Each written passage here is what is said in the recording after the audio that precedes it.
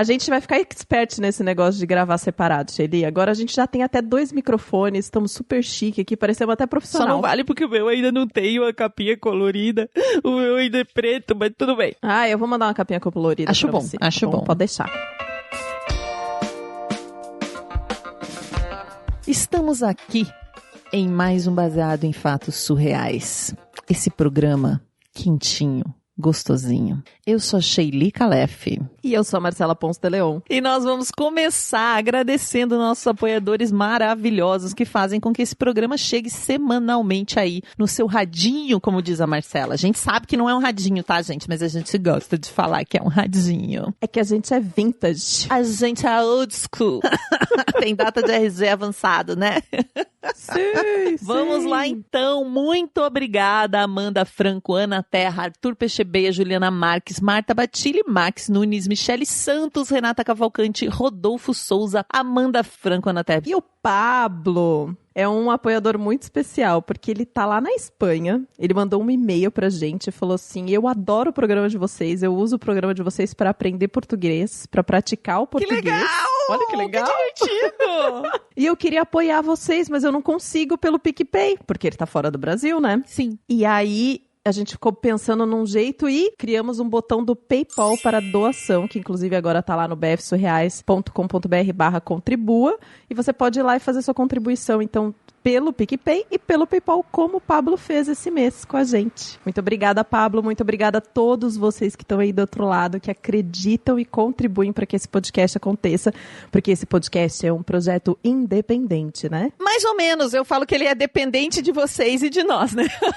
Exato, a gente é dependente, depende da contribuição de todo mundo, porque para levar tem uma equipe, temos nós, tem a Domênica, tem hospedagem, tem toda uma questão e tem heroínas. E a gente consegue porque vocês estão junto com a gente. A gente quer sempre levar entretenimento e educação e conhecimento para todo mundo. Sim! Bom, e para esse podcast acontecer também, ele precisa receber histórias. E essas histórias podem ser de qualquer jeito. E se você tem uma história para contar, você manda para bfsurreais@gmail.com.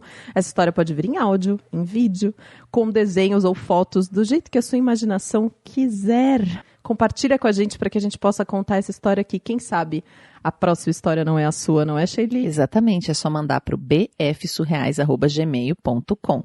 E fique sempre muito tranquila, porque nós vamos contá-la em primeira pessoa e anonimamente. Ninguém saberá que é a sua história, ninguém saberá. Então você pode nos dar muitos detalhes. Todo mundo vai achar que ou é a Sheili ou eu que viveu tudo isso, né? Exato. Fica tranquila também, porque a gente troca sempre os nomes principais, as cidades. Então se no seu relato você esquecer, sabe? Tipo, você falar alguma coisa comprometedora, nós como boas mulheres maravilhosas e como, no meu caso, pelo menos sou uma ótima fofoqueira, eu sei omitir os fatos que vão ser comprometedores. Fique tranquila. Então vamos pro caso da semana?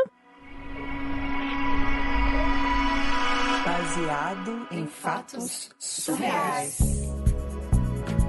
Histórias de mulheres como nós. Compartilhadas com empatia, intimidade e leveza. onde o assunto é a vida e o detalhe surreal. Eu tava solteira fazia uns 2 anos, mais ou menos. Não quer dizer que eu tava sozinha. Eu tinha um casinho aqui, um casinho ali, mas não tava virando, sabe? Quando você busca um relacionamento, eu sempre quis ter um relacionamento bacana, sério, digamos assim. Como dizem, solteira sempre, sozinha nunca. Exatamente, né? Mas é aquela coisa, tem que bater o feeling, né? O santo tem que bater, a química tem que bater, aquela coisa. Mas daí eu tava lá, meio na minha, e nada acontecia. Aí resolvi me inscrever nos aplicativos, né? Fui lá eu no tal do Tinder, no Happn, e fiquei vendo o cardápio do dia, como se diz, né? Aí eu olhava aqui, olhava ali. Um dia eu tava de bobeira, esperando uma aula começar, né? Um curso que eu fazia. Cardápio. Que é bem parecido com um cardápio, né? Você vai olhando os pratos, as opções, o prato principal, o que tá caro, o que tá barato. Vamos ver aí o que acontece. E aí eu liguei lá a localização do Happn, né? Porque ele mostra quem que tá perto de você. Comecei a ver o que tinha de bom ali. Até que eu dei match com um rapaz, com um homem. Aí nós começamos a conversar, nos conhecer, ficamos batendo papo. Como eu tava meio calejada já, meio de saco cheio, eu não fiquei dando muita bola pra ele. Fui, tipo, enrolando ele, papapá. Aí depois de um dia ele me convidou pra sair. E eu tava com uma preguiça, sabe aquela preguiça? Aí eu falei, ai, não. Aí a gente batendo papo. Aí ele me convidou de novo pra sair, daí de novo eu disse que não. Aí ele encheu o saco, né? Acho que ele encheu o saco. Aí ele disse, você tava enrolando, rapaz? Eu tava meio com preguiça, porque nunca dá muito certo, mas ele era legal também. Daí eu fiquei conversando, assim, não é que intencionalmente enrolando, mas também é aquela coisa, né? Acho que quando vem, assim, meio virtualmente, não sei explicar, não é a mesma coisa que você conhecer a pessoa. Enfim, tava nessas. Aí ele falou bem claramente, assim, olha, se você não quer sair comigo, tudo bem, eu entendo, não tem problema, mas fala logo, porque daí eu não fico insistindo, né? Não fico te incomodando. Tipo, me deu essa intimada. Deu uma intimada, ou dá ou desce, né? Foi meio um tapa na cara, assim. Aí eu falei, não é isso. E aí eu já disse que sim. Tá bom, vamos sair, aceitei. Você tava só enrolando mesmo. E aí eu sugeri que a gente fosse num parque, porque é um negócio agradável, né? E aí a gente se encontrou e foi indo tudo bem. Eu nem tava pensando em ficar realmente com ele no começo, mas a conversa foi bacana. A gente foi conversando, né, caminhando, depois a gente parou embaixo de uma árvore, aquela coisa e tal. E eu nem tava muito afim, mas daí eu fui começando a ficar afim, sabe?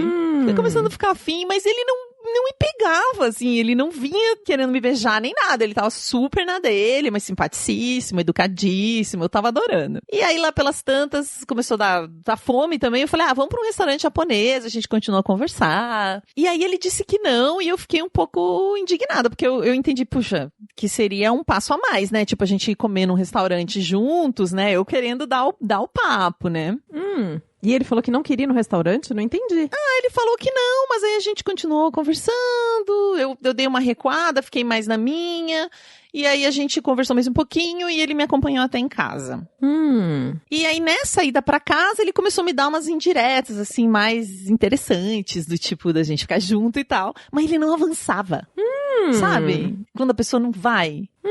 E aí ele falou, eu queria uma cerveja, queria beber alguma coisa, né?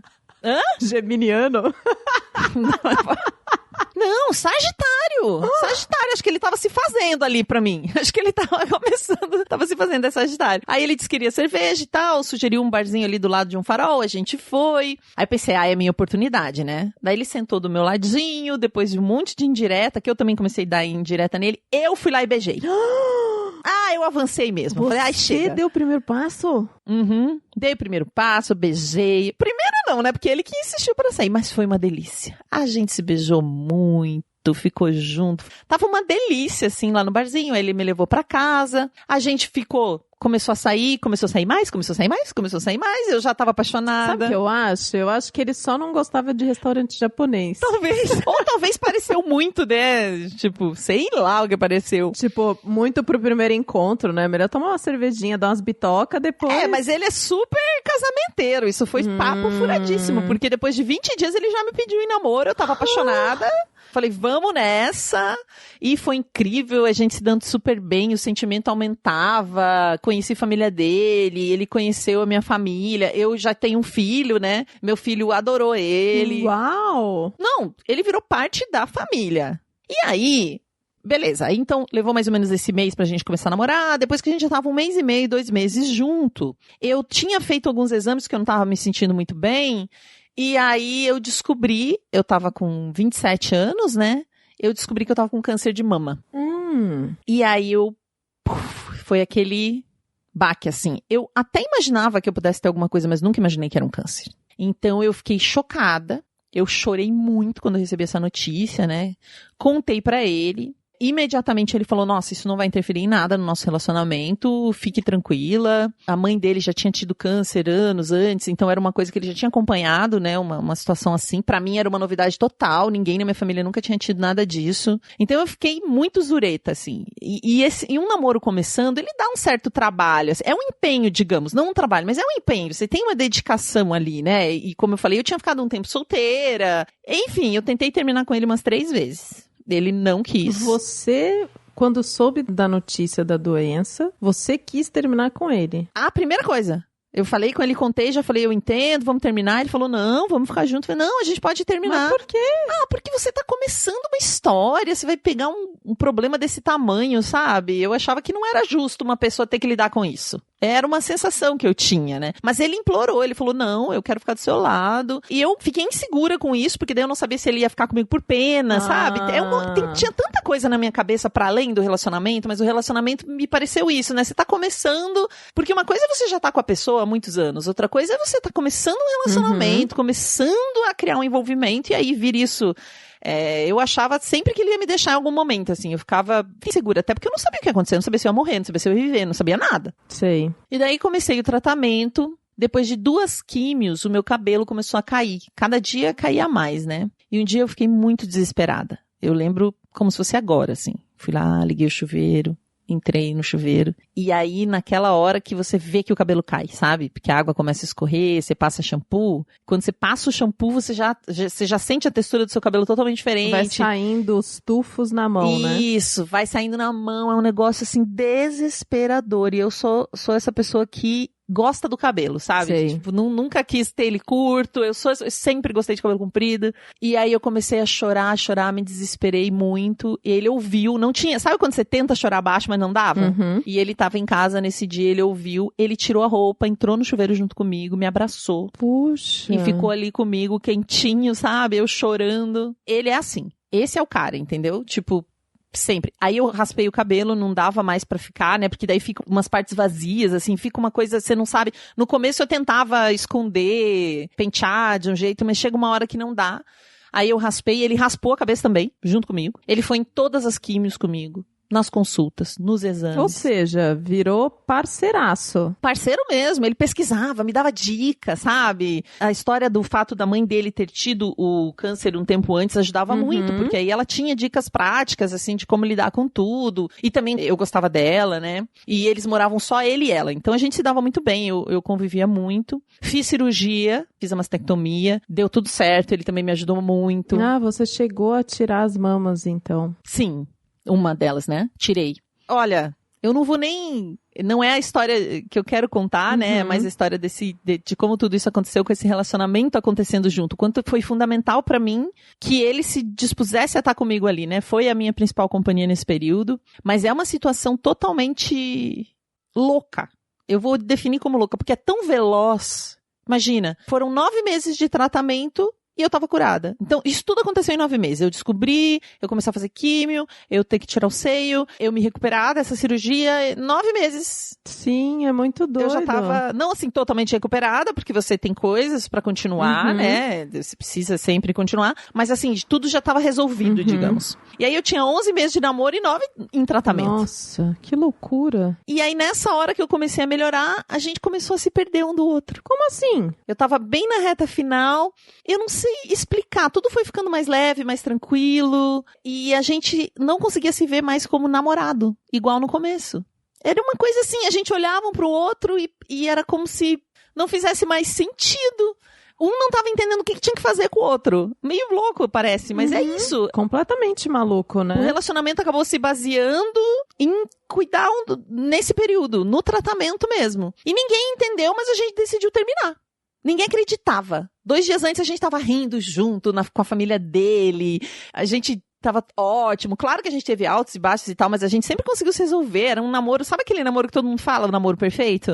Mas a gente, e não foi assim, ele que terminou comigo ou eu que terminei com ele, nós olhamos um pro outro e falamos, gente, não faz sentido. Que loucura. Foi muito estranho. Aí eu sofri muito, ele também, mas eu precisava muito focar no meu treinamento, cuidar de mim, me descobrir, me redescobrir após o câncer. Sei. Porque essa é uma fase, talvez a mais difícil. Enquanto você tem um problema pra resolver, você tá focado em resolver o problema. Depois que tudo acaba e o seu trabalho já foi pro beleléu e tudo mudou, o seu corpo não é mais o mesmo, a alimentação não é mais a mesma, aí você precisa olhar realmente quem você é. Então eu comecei a ter uma rotina, algumas coisas não encaixavam mais em mim, e tinha tanto problema comigo que eu também não dava conta de outra pessoa.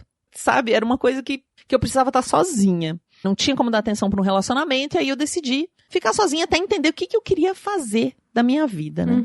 Nossa, nada tradicional, né? Totalmente inesperado mesmo, né? Totalmente inesperado. E aí a gente até continua se falando de vez em quando, ele teve um outro relacionamento, a gente tinha algum contato, né? Porque a gente sempre foi amigo.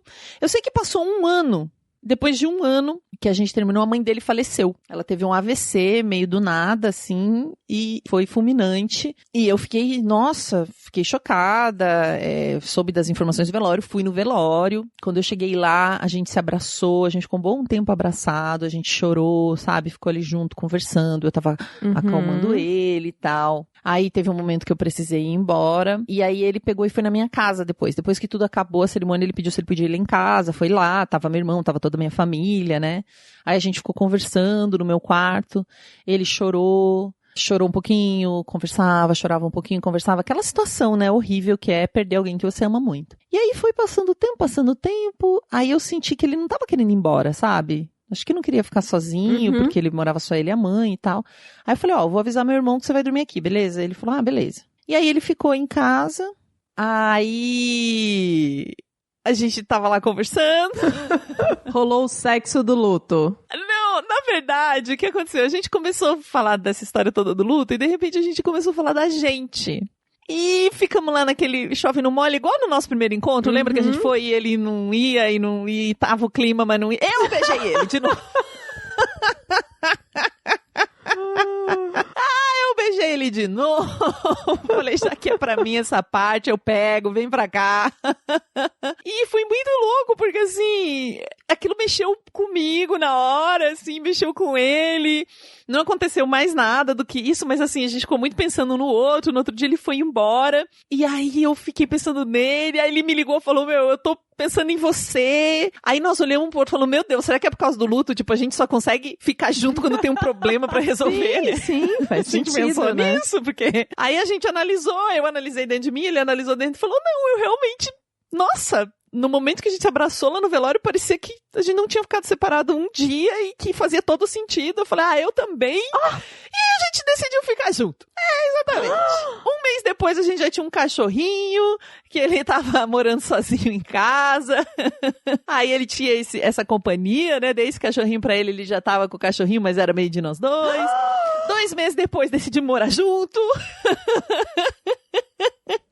Hoje fazem 10 meses que a gente tá morando junto. Estamos mais unidos do que nunca. Que fofura! Muito louco, né? Esse 1 ano longe, ele foi meio que fundamental pra eu descobrir a me amar, a ver o que eu ia fazer com a minha vida, mas também pra gente ver o que era importante. E, sei lá, a vida nos juntou nesses 2 momentos super difíceis. Eu achei isso muito surreal. E agora a gente tá super bem, tá junto.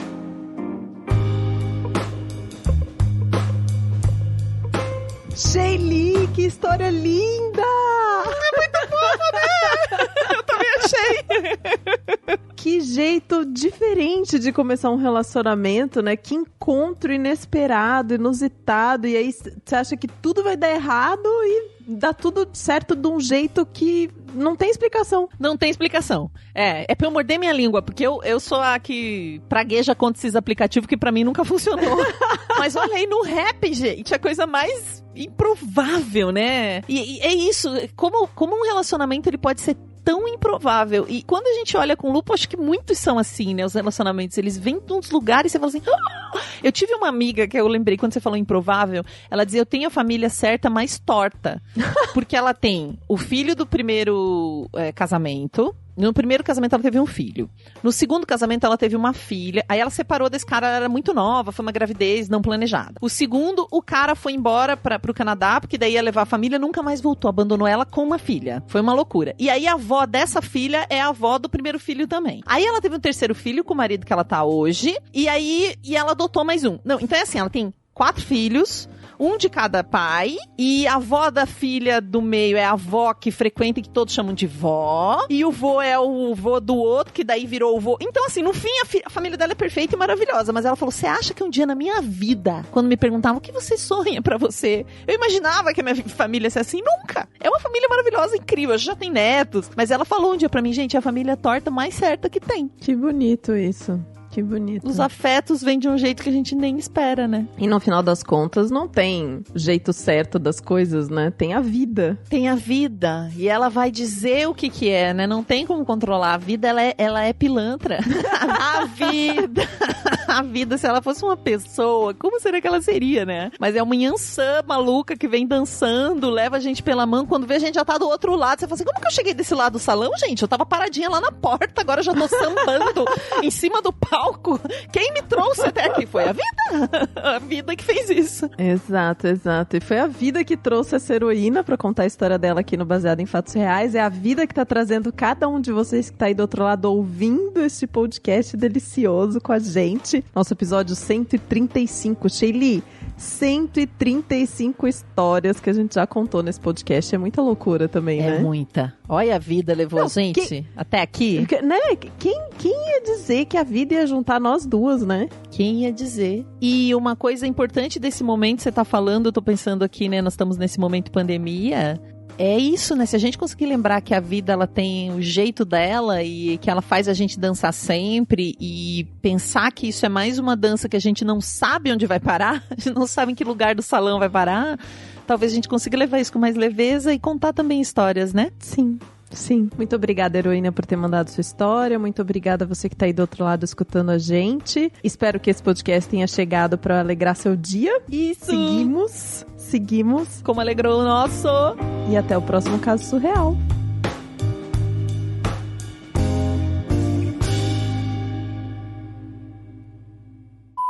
Esse podcast foi editado por Domênica Mendes.